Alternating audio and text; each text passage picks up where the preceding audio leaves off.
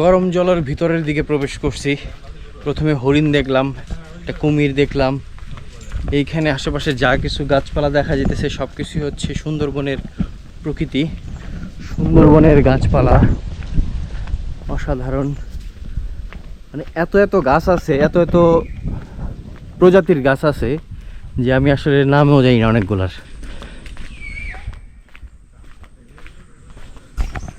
একটা ফুল ট্রেল, আশেপাশে দুই দিকে ঘন বন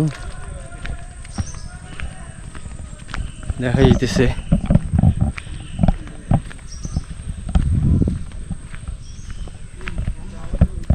ঘন বন।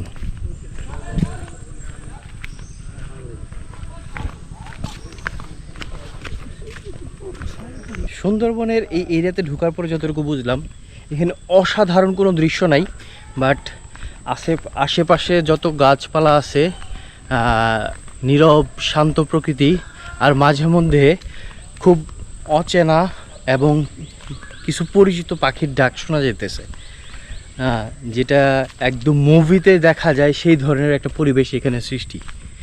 অসাধারণ। সুন্দরবনে আরেকটি প্রাণীর দেখা পেয়ে গেলাম। এটা কি সাপ হবে? ধরা সাপ? দারাস। ও মাই গড, দারাস সাপের দেখা পেয়ে গেছি। এই যে তার মাথা নাড়াইতেছে, বেশি শব্দ করলে সে হয়তো বিরক্ত বোধ করবে। ব্যাং ব্যাং ব্যাং, ব্যাংটা খেয়ে ফেলবে।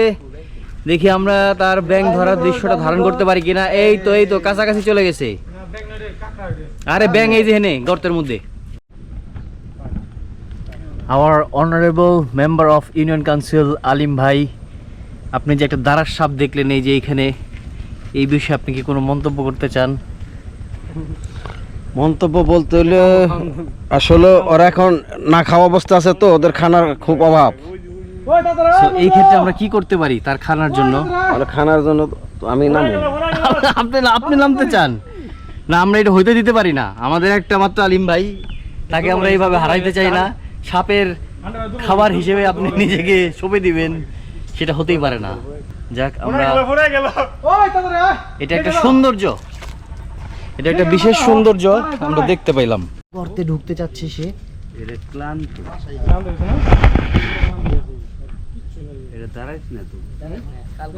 গুক্ষু সাপ তুই যে ফনার হানি অন্য কালার, কালো গুক্ষু, ফনার হানি অন্য কালার।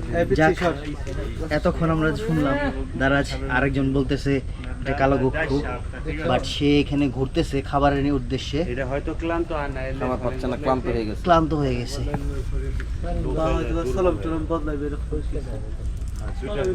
হ্যাঁ